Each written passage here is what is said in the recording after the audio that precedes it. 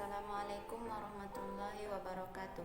Perkenalkan, nama saya Rahayu Amalia Rezeki Yusuf dengan NIM 20200119055 dari jurusan Pendidikan Bahasa Arab Universitas Islam Negeri Alauddin Makassar dengan dosen pengampu Ibu Musdalifah Nihaya, SPSI, MPD. Baiklah, di sini saya akan menjelaskan beberapa poin dalam bimbingan dan konseling. Yang pertama, bimbingan konseling umum dan bimbingan konseling Islami. Yang pertama, bimbingan konseling umum. Bimbingan konseling atau yang pada saat ini dikenal dengan singkatan BK adalah salah satu disiplin ilmu yang harus kita ketahui. Alasannya, memahami tentang apa itu bimbingan konseling secara tidak langsung, seseorang dapat membantu orang lain untuk ikut andil menyelesaikan permasalahan yang dialami oleh orang lain tersebut.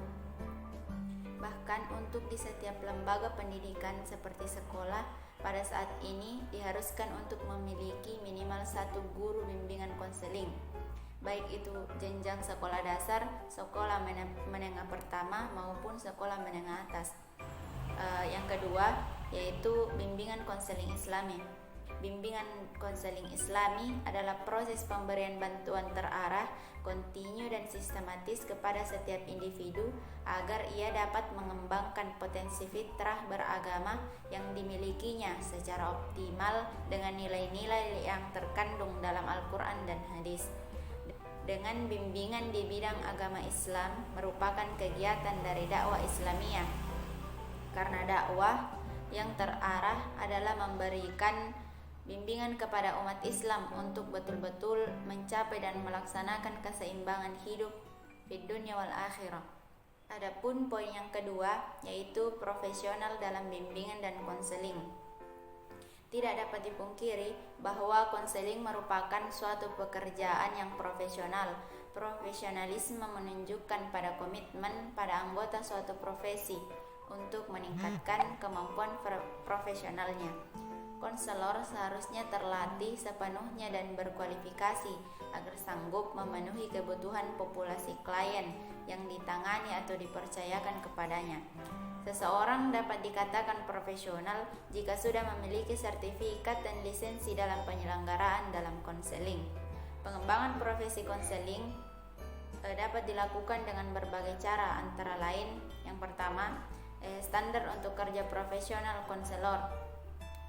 Masih banyak orang yang beranggapan bahwa untuk pekerjaan bimbingan dan konseling dapat dilakukan oleh semua orang asalkan sudah mampu berkomunikasi dan berwawancara dengan baik.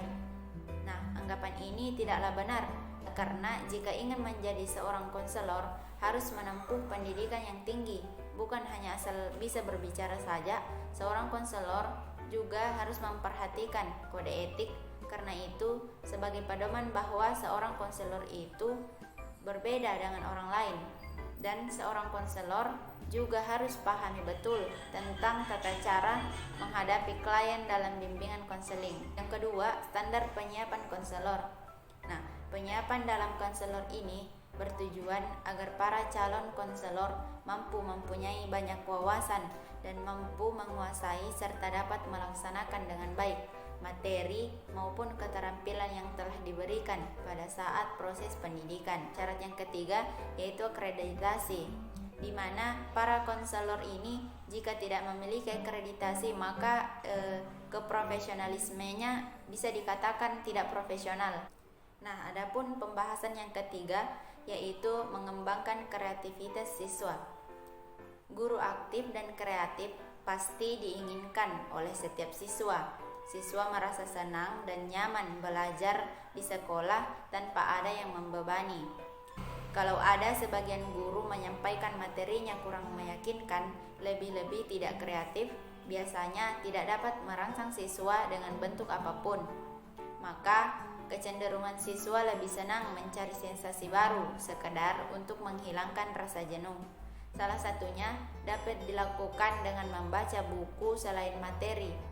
Tragisnya, kadang siswa mendahulukan tidur daripada mendengarkan. Siswa berasumsi bahwa mengapa harus mendengarkan penjelasan guru jika pada akhirnya keterangannya masuk lewat telinga kanan dan keluar lewat telinga kiri. Setiap orang memiliki potensi untuk melakukan aktivitas yang kreatif.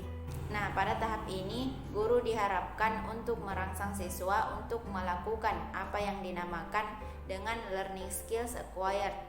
Misalnya dengan jalan memberi kesempatan siswa untuk bertanya atau questioning, ataupun menyelidiki, atau dengan kata lain inquire, mencari atau searching, menerapkan atau manipulating, dan menguji coba atau experimenting.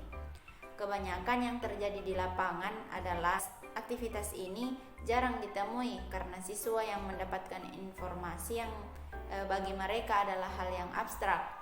Rasa ingin tahu siswa harus dijaga dengan cara memberikan kesempatan bagi mereka untuk melihat dari dekat, memegangnya, serta mengalaminya. Para guru dinilai punya andil besar dalam mengembangkan daya kreativitas siswa melalui proses pembelajaran. Nah, mungkin itulah 3 poin tadi dalam pembahasan kali ini. Kemudian saya akan mensimulasikan proses bimbingan konseling secara individu.